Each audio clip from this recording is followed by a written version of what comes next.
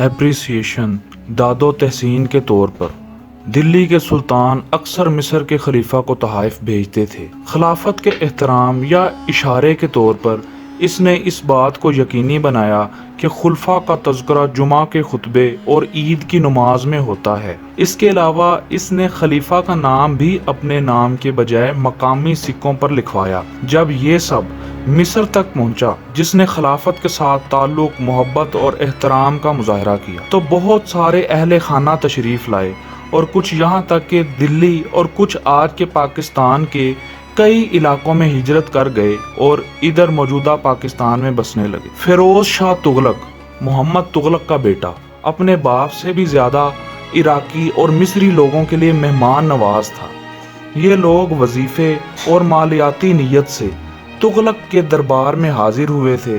فیروز شاہ تغلق نے ان لوگوں کی بے لوث خدمت کی۔ بغداد کے آخری عباسی خلیفہ المتنصر باللہ کی موت کے بعد اس کی 4 نسلوں نے سلطان یاسین سے شاہ مزمل تک مصر پر حکمرانی کی۔ بعد میں ان کا بیٹا سلطان احمد دوم کے درمیان مصر کے 6 عباسی کے خلیفہ عبد الفتح معتضد باللہ ابو بکر کے دور میں اس ملک سے چلا گیا۔ کچ اور مکران کے رستے سے سندھ اور پھر دلی کے دربار میں مدد کی امید کے لیے نکلا۔ عباسی شہزادہ سلطان احمد دوم راجہ آرے دہرن سہتا کا سامنا کیا۔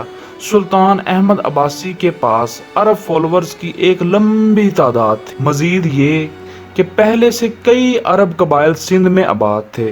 یہ خاندان بلوچستان میں آباد ہوئے اور ان کے آباد ہونے کے شروع کے سالوں کے دوران ہی یہ مشہور رہنما، صوفی اور پیر کے طور پر یاد کیے گئے۔ ان کے بعد ان کی نسل کے کئی خاندان زمیندار اور جاگیردار جو بعد میں سندھ آ گئے تھے۔ جب سندھ اس وقت ستلج دریا تک پھیلا ہوا تھا تو اس طرح بہاولپور کا علاقہ سندھ کا حصہ تھا۔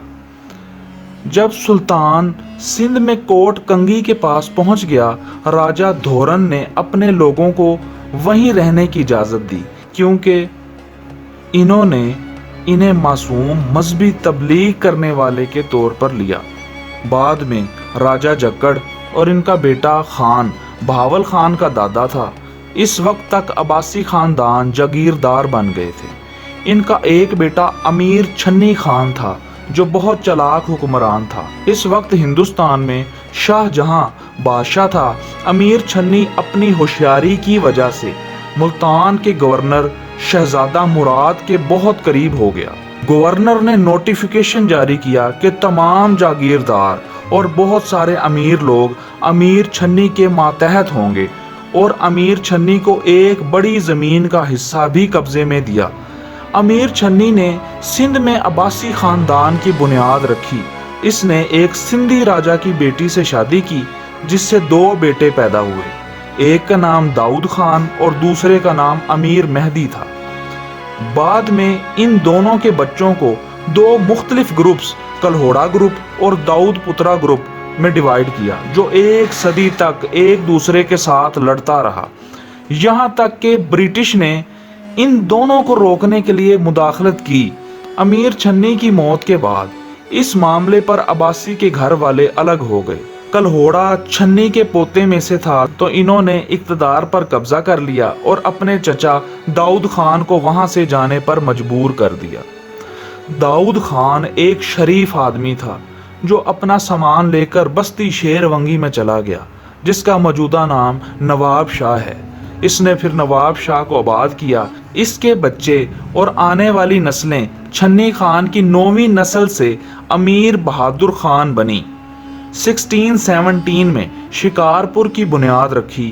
اس کی وفات کے بعد اس کا بیٹا امیر مبارک خان اس کا جانشین بنا، لیکن اسے مقامی گروپ کی طرف سے بہت ساری دشمنی کا سامنا کرنا پڑا۔ اس نے کامیابی سے ان دشمنوں کو شکارپور سے نکال باہر کیا۔ دوسرا نظریہ جو صرف چند مصنفوں نے دیا ہے لیکن ہمیں لوگوں کے طبقوں سے زیادہ حمایت حاصل ہے، وہ یہ ہے کہ ریاست بہاولپور کے حکمران عباسی نہیں تھے جو بغداد کے نواب تھے، لیکن داؤد پترا بہاولپور کا راج کرنے والا خاندان تھا، اور عام طور پر कुरैशी अरब होने का दावेदार है और हालांकि दलील के तौर पर राजपूत कहा जाता है, लेकिन इनकी असल शनाख्त के लिए ये सब कुछ यकीनी है कि इनके आबाओ अजदाद दाऊद खान कबीले ज़ात से नहीं लेकिन कारोबार से जुलाहे थे। इसी कहानी के मुताबिक दाऊद खान शिकारपुर के जाम जंजर का बेटा था और सिंध में कलहोड़ा खानदान के मोहम्मद का भाई था, जबकि एक और कहानी इसे वट्टू राजपूत बना देती है। ये भी कहा जाता है कि जब नादिर शाह अपना इक़्तिदार कायम करने के लिए सिंध की तरफ बढ़ा, इसने इस खानदान के आबाओ अजदाद को इस ज़िले शिकारपुर में शोहरत वाला पाया था। नादिर शाह ने इसे सूबे के एक तीसरे हिस्से का लीडर बना दिया। इसके बाद ये कबीला सतलुज की तरफ हिजरत कर गया और वहाँ ज़मीनों पर कब्जा किया। वो पूरी तरह खलीफा अब्बास की तरफ अपनी असलियत की खोज करते हैं, लेकिन शायद ये समझा जाता है कि बलोच सिंध में तवील अरसा रहने के बाद इस तरह से तब्दील हुए। मज़ीद इस बारे में 19वीं सदी में शहमत अली ने अपनी किताब में क्या लिखा और तोत के इस बारे में क्या रिमार्क्स थे। रिचर्ड बर्टन, जिसे पहला मुसन्निफ करार भी दिया जाता है, ने नवाबों के बारे में क्या राय दी थी। ये सब हम आपको बहावलपुर कितना पुराना है कि आखिरी किस्त में बताएंगे। चैनल को सब्सक्राइब करें, बेल आइकॉन प्रेस करें। अगले एपिसोड तक अपने दोस्त को इजाज़त दें। अल्लाह निगहबान।